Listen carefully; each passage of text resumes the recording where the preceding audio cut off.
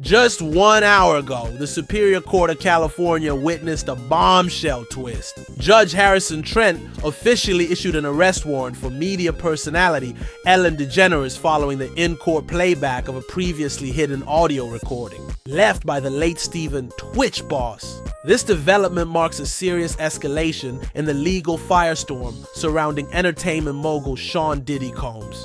The new piece of evidence? An encrypted voice memo believed to have been recorded by tWitch just weeks before his unexpected death in December 2022. Heard publicly for the first time in court yesterday, the recording has the potential to rewrite what many accepted as a tragic suicide, hinting instead at something much darker and possibly criminal. The response was instant. Legal teams rushed into motion, reporters were escorted out only to be let back in minutes later, and Judge Trent, cold and composed, wasted no time before authorizing a federal arrest warrant for one of daytime television's most recognizable faces. So, what did tWitch actually say? And how did this lead straight to Ellen? Let's rewind. This isn't random. Those were the first 4 words out of tWitch's mouth in the recording. His voice? Calm, controlled, tired, the kind of tone someone uses when they've accepted. Not telling the truth is all they have left. I don't know who's gonna hear this, he said. But if they say I took my life, no, this isn't random. This is because of what I saw, what I know.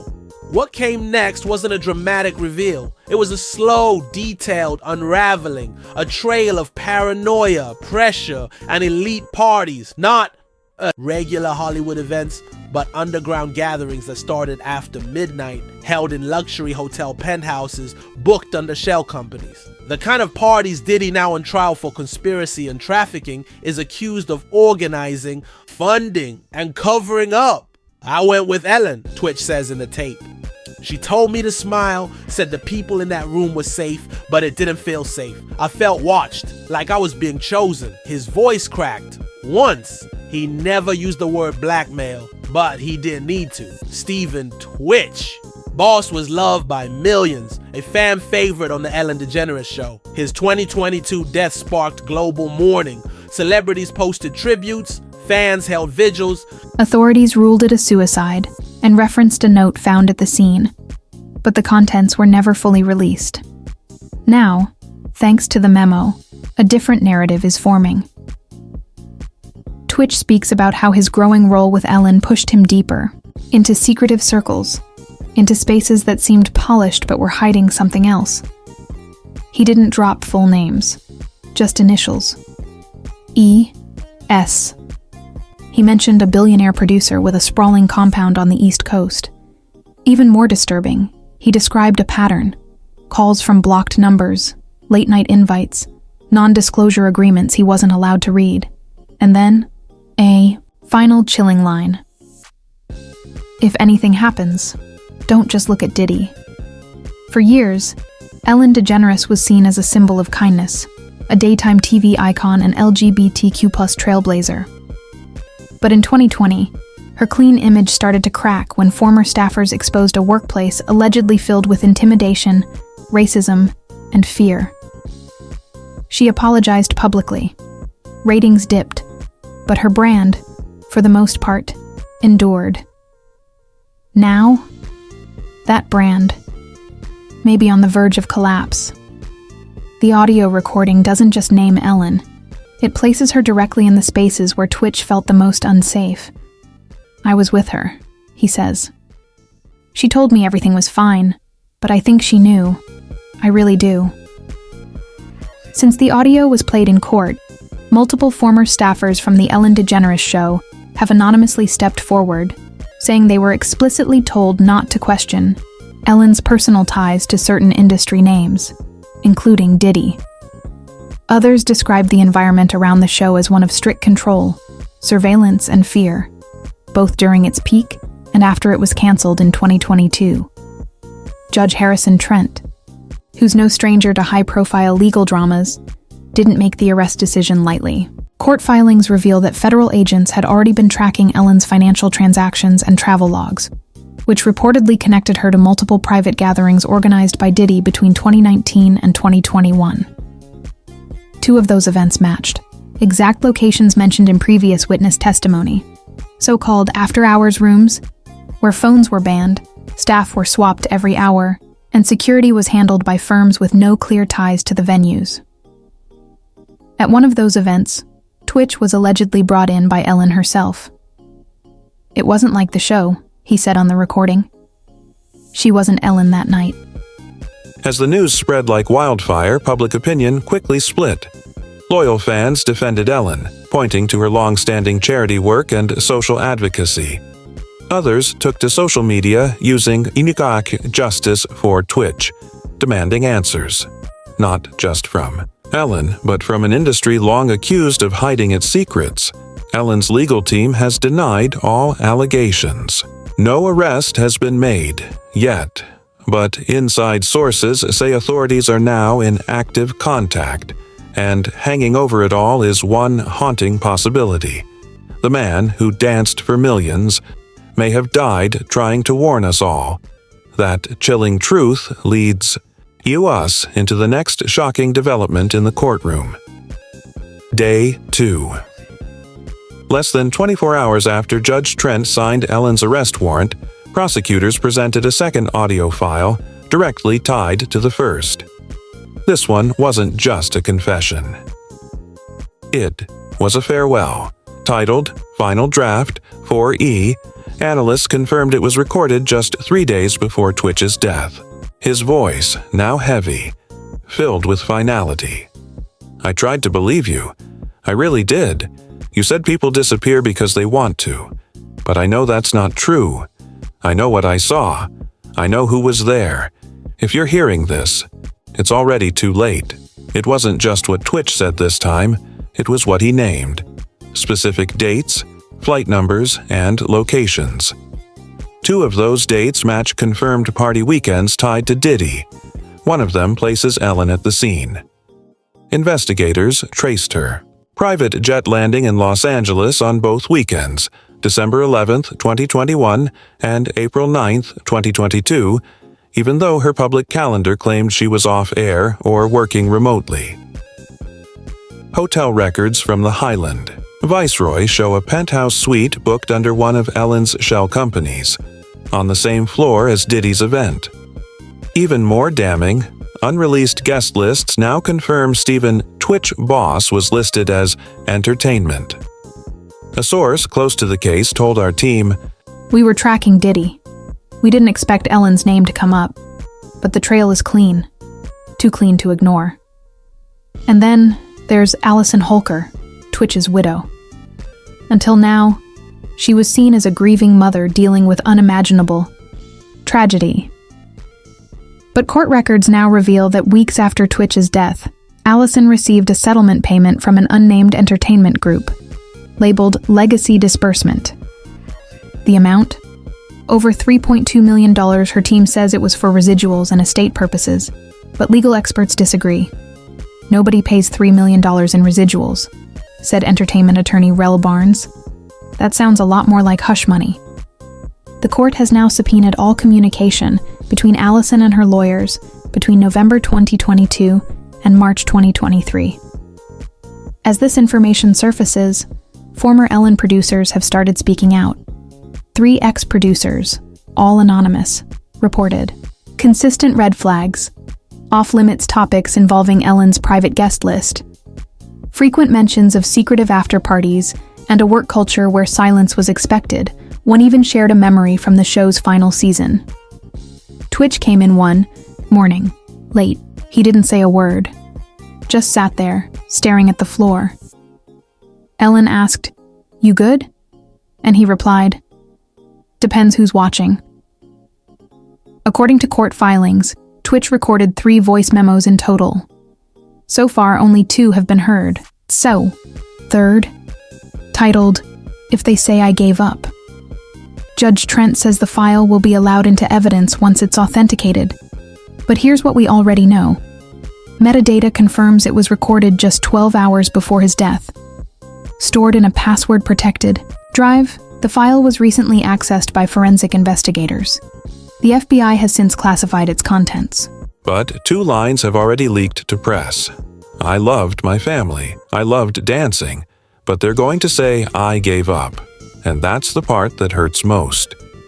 As of now, Ellen has made no public comment. Her attorneys say the charges are baseless and misguided. But outside her Montecito estate, the silence is deafening. Silence. No press statements, no scheduled appearances, and not a word from Ellen herself.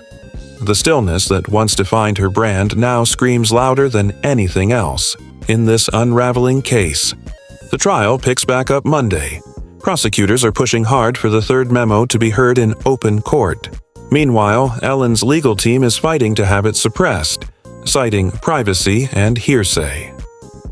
The Ellen DeGeneres show isn't just a canceled program anymore, it's becoming a symbol, a case study in how far a public image can stretch before it finally snaps. Stephen tWitch Boss is gone, but his voice, his real voice, is echoing now in ways it never could before. And for the first time in over a decade, it looks like Ellen isn't the one holding the mic anymore. Her confession wasn't a relief. It cracked something open. The carefully worded video did little to stop what followed. Hours after it went live, platforms lit up. Headlines sharpened. Ellen admits guilt. Will justice follow? Crowds gathered outside Warner Brothers studios. They weren't just protesting a celebrity. They were mourning an illusion. Signs read, "He danced so you could smile. You looked away when he cried."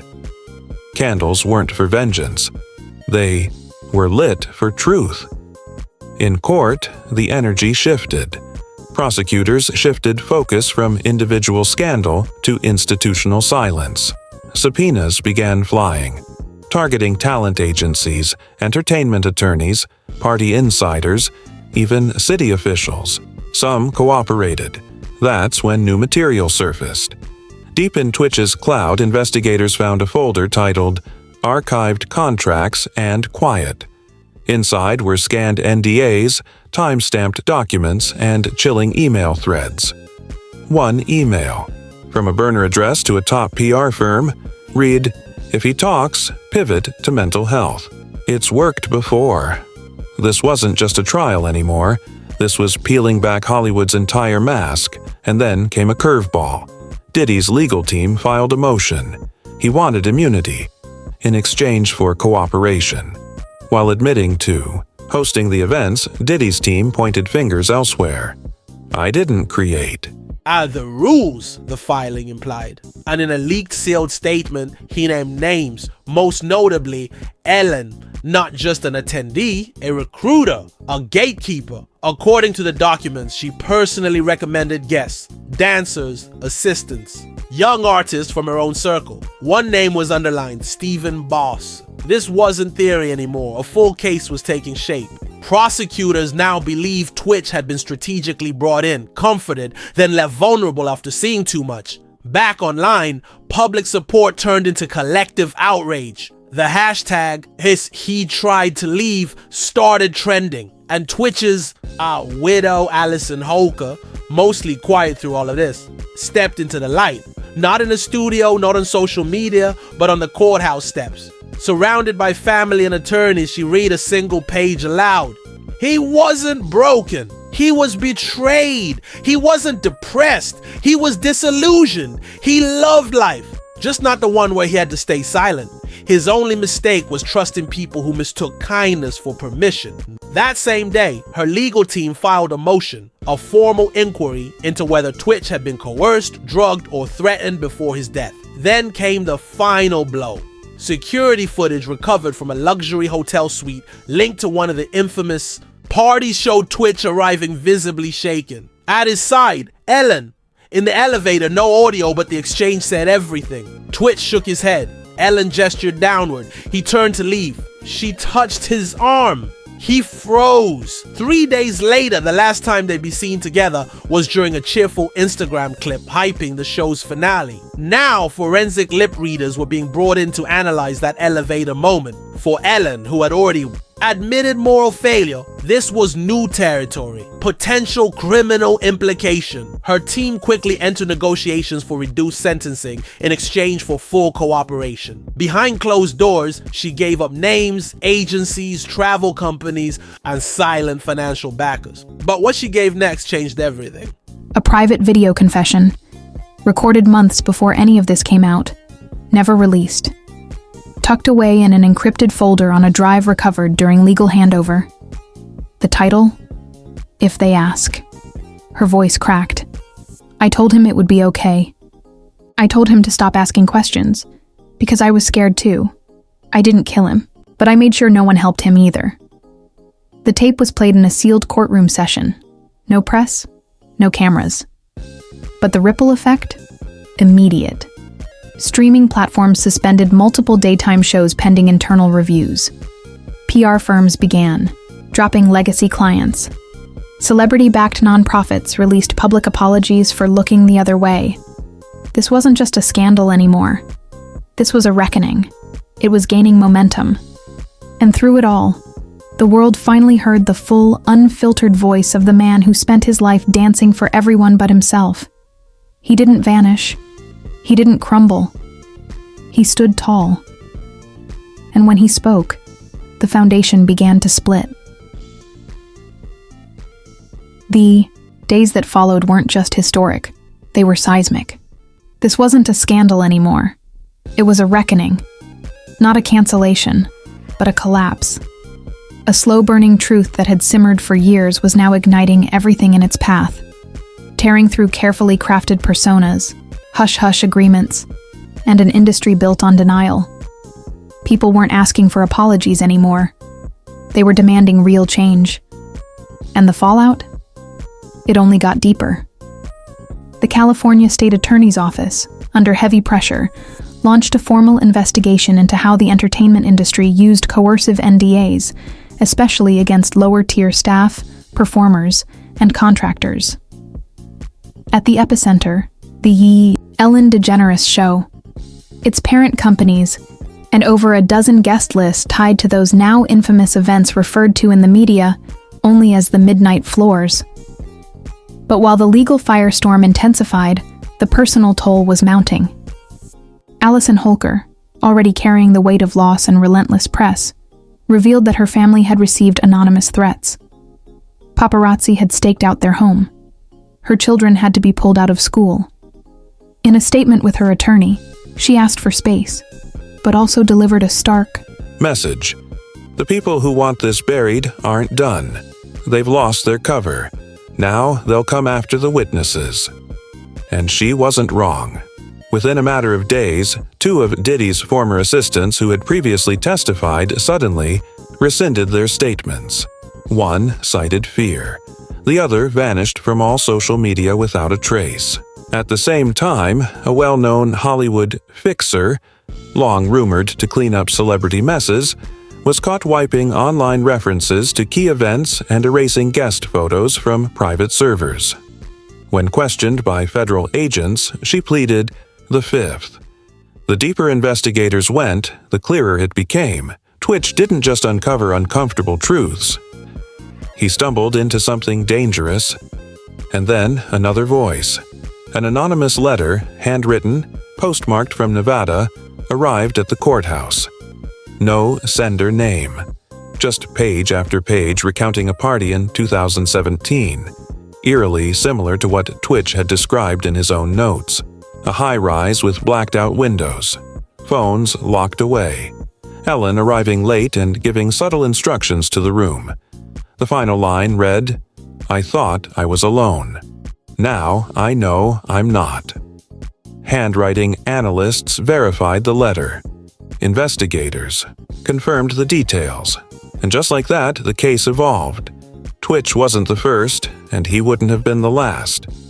The public's response was swift. A new coalition, the Artist Integrity Review Board, was formed. Legal experts, former performers, and trauma counselors came together to build a confidential pipeline for survivors to speak up safely. The stories poured in. So many that, within weeks, they were already facing a backlog. Meanwhile, Ellen's silence returned. this time by legal force. She was officially charged with obstruction of justice and conspiracy to suppress evidence.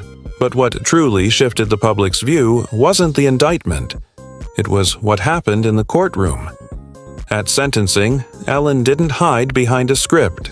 She didn't send her lawyers to speak for her. She stepped up to the mic, took a breath, and said, "I stopped listening when I should have paid attention. I laughed when I should have questioned, and I'll carry that forever. No excuses, no tears. Just that." Then she was taken into custody, sentenced to 2 years of restricted liberty under a new accountability program. It combined monitored housing, financial restitution, and full cooperation in the ongoing investigations. Some called it a slap on the wrist, others called it progress. But for those closest to Twitch, it was something else entirely. On what would have been his 42nd birthday, a memorial filled the streets of downtown LA. Thousands came. Dancers from every style, every corner of the industry, performed tributes, some to songs he created, others in complete silence. The movement said what words couldn't. Allison stood before the crowd, not in mourning, but in tribute. He wasn't a headline. He wasn't a hashtag. He was a father, a creator, a light in so many lives. And today we don't dance because he's gone. We dance because he told his story and the world finally listened. Someone in the crowd shouted, "He didn't give up." And it echoed again, louder each time. He didn't give up, and in that moment, everything shifted. Stephen Boss would not be remembered as the man who broke. He would be remembered as the man who broke the silence. Description: the courtroom shocked. Ellen DeGeneres breaks down as the judge plays the secret Twitch recording during Diddy's explosive trial. This chilling tape could change everything.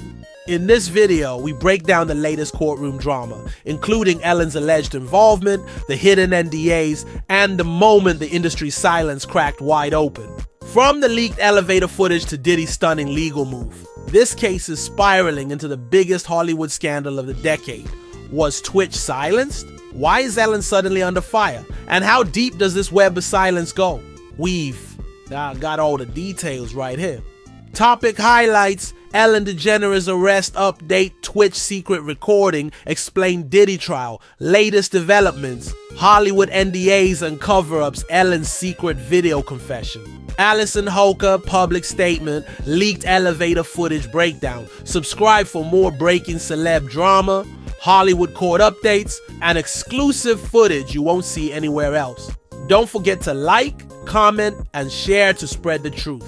Keywords for SEO ranking: Ellen DeGeneres, Diddy trial, tWitch recording, Hollywood scandal, celebrity, news, breaking news. Key tWitch justice, Ellen exposed, Hollywood cover-up, you Diddy updates, you Twitch leak, you Ellen arrested, you Allison Hulker.